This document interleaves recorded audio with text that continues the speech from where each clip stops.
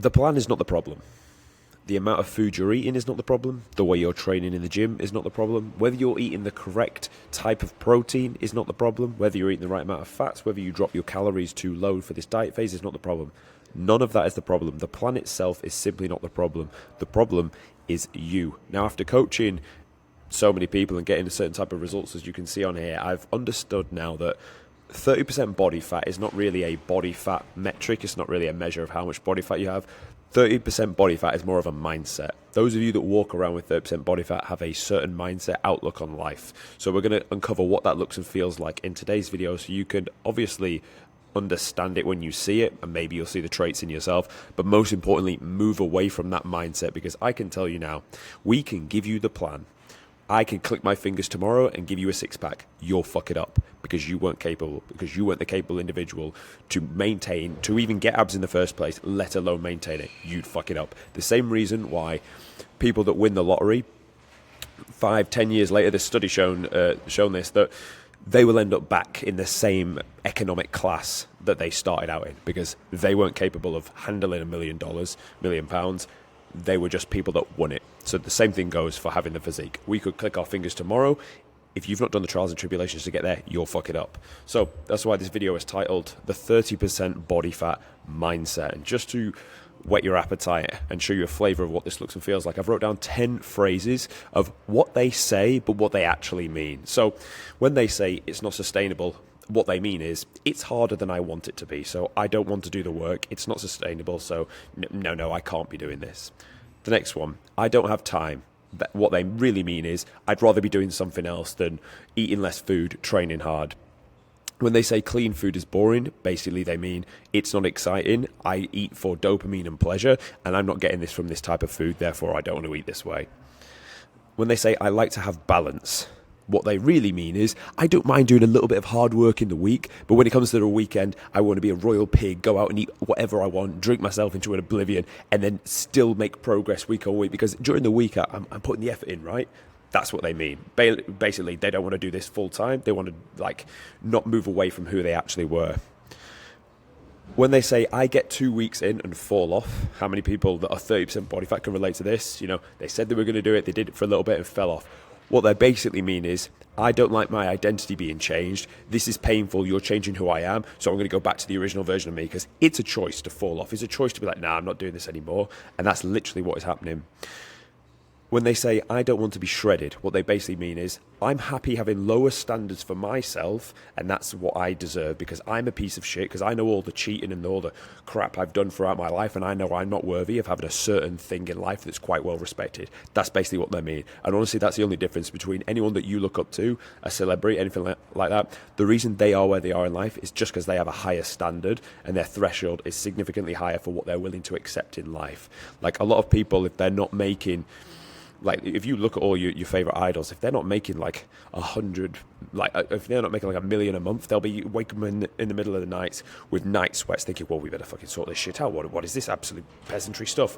If your idols stop flying first class or private, they'd be like, what the fuck is this? We're in the pigeonhole with all the peasants. We better sort this shit out. It's just because they have a higher standard for life.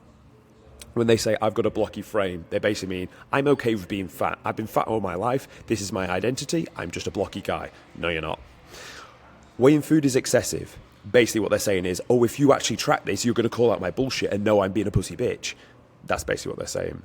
When they say my job is too hectic, they're saying, I don't actually want to face the reality of my miserable life and existence on this earth, because then I'll actually have to plan for it and then put this in place. Instead, I'd rather say my job is too hectic, therefore I don't have to think, therefore I don't have to follow the plan.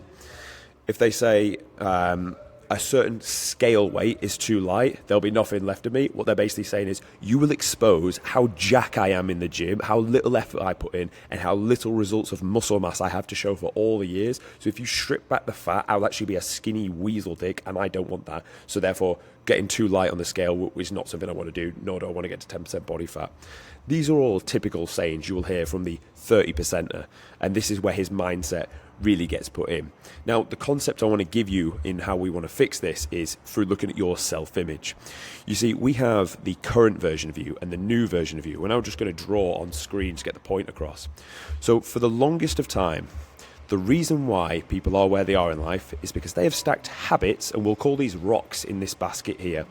These are eating a certain way, these are sleeping at a certain time, these are drinking certain foods, these are hanging around certain people, these are being known for being a certain type of individual, and this has built your identity. This has built how you see yourself, which then is going to determine how you think. How you think is then going to determine into your actions. Your actions will then also confirm how you think. It's this perpetual cycle of think, act, confirm, think, act. And you just keep repeating the perpetual cycle of absolute monstrosityness. That also will be confirmed by other people as well, because that's how they see you and that's how they expect you to be. They expect you to be fat loser, happy to accept beasting himself for his love handles and this shirt not really fitting. That's what your people expect from you. Same way, like if you say you're going to get in shape 2 weeks later, you don't, they're like, oh, since so-and-so years, another one is pretend health kicks. Oh, what's he trying this time? Oh, it's Hyrox this time. Oh, yeah, he's like, give him 2 weeks and he'll stop. And that's what people are expecting from you. Because for the longest of time, you have stacked rocks in this basket, which denotes your habits, which make up your self-image and your identity. This is why when people try and go, and they, from a certain, like when they say, oh, no, enough's enough, like I'm finally going to change something, they'll start off with great intentions and they'll get a week or two in, but this will feel like an absolute second job to them. It will feel like they're swimming upstream, like there's this constant pull to go back to the old version of them. Because as you go through this, your self-image is being challenged. Because if your self-image is all you know of, is this like 30% fat guy who's blocky, who's kind of big because he's 30% body fat and he eats a certain way and he can sink 10 pints for fun. If that's your self-image, if that's how you see yourself and how your people expect you to be, it's going to be very, very painful for you to go from that person to this new version of you.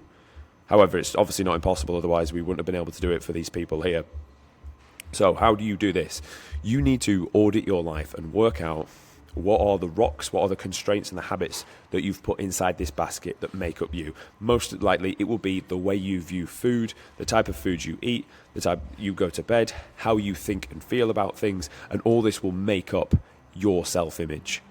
So you need to ruthlessly go through and audit your day-to-day and work out what are the habits that are keeping me at 30% body fat, which, to be honest, just go back through this list. Just ask yourself this list of questions again, pause it, write them down if you need to, and work out why are all of these so painful towards you when you're trying to make a change. Once you can cut these out, what will then happen is these rocks will no longer weigh this basket down of the current version of you. And instead, just very slightly, you're going to add, I'll walk 10,000 steps a day. I'll go to bed and get up at the same time and make sure it's 8 hours apart. I'll eat 1 gram per pound of body weight of protein, and that's it so far. Then you'll slightly change the balance, and it'll start to move down towards the new version of you. You may still have a few old ones that you still need to get in. You still have to lose a friend that you drink like a pint or two at the pub with at the weekend. You may still have that in there. A few more weeks go by, you add another rock into this one. I'm going to go to the gym 3 times a week and train full body, and that's it. And slowly you start to pull out the rocks out of this one. And you just keep adding more rocks towards the new version of you. Now, eventually, this scale is going to tip in the balance towards the new version of you. If you looked at it like this, where you've got old version of you is here. New version of you is here.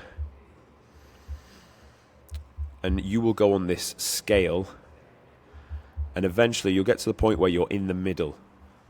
And this is a weird space to be in, because you've kind of left the old version of you through the duration of time, but you're not quite there at the promised land of the new version of you. This is when it's the hardest. This is when the true test happens, because as you're starting to make these few changes, you kind of still see yourself as this guy.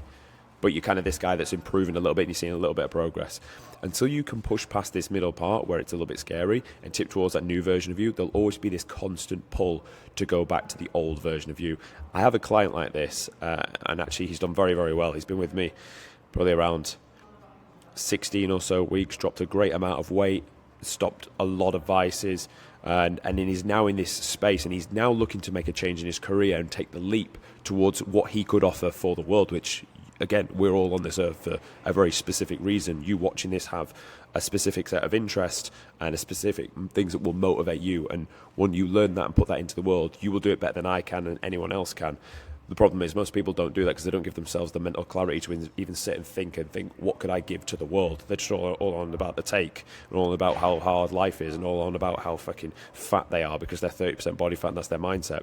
So when you are in this space here and you give yourself time to think, and you're halfway, you're broken away from the old version of you, you've removed a lot of the bad habits, you've stacked a few good new ones, this is the space where you have to just keep moving forward and trust yourself. This is when you can take that career change leap, because you're far away from the old version of you anyway. You may as well push towards that new version of you now, because the worst case happens is it doesn't work out, but you've still got the disciplines that you've put in place.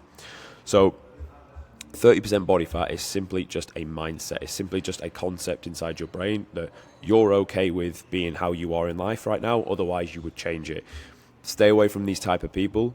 You'll know about them if they say any of these 10 things. If you are one of them, go through this practice here to do it. Audit your life. Make sure you cut out the things that are keeping you within that mindset. Challenge why you think a certain way, because most of the time, if I kept asking you why to a question of why you think a certain way, the answer is going to be, oh, someone told me this when I was 7 years old and it stuck with me ever since now. That's honestly the honest truth, why most things are the way they are in life.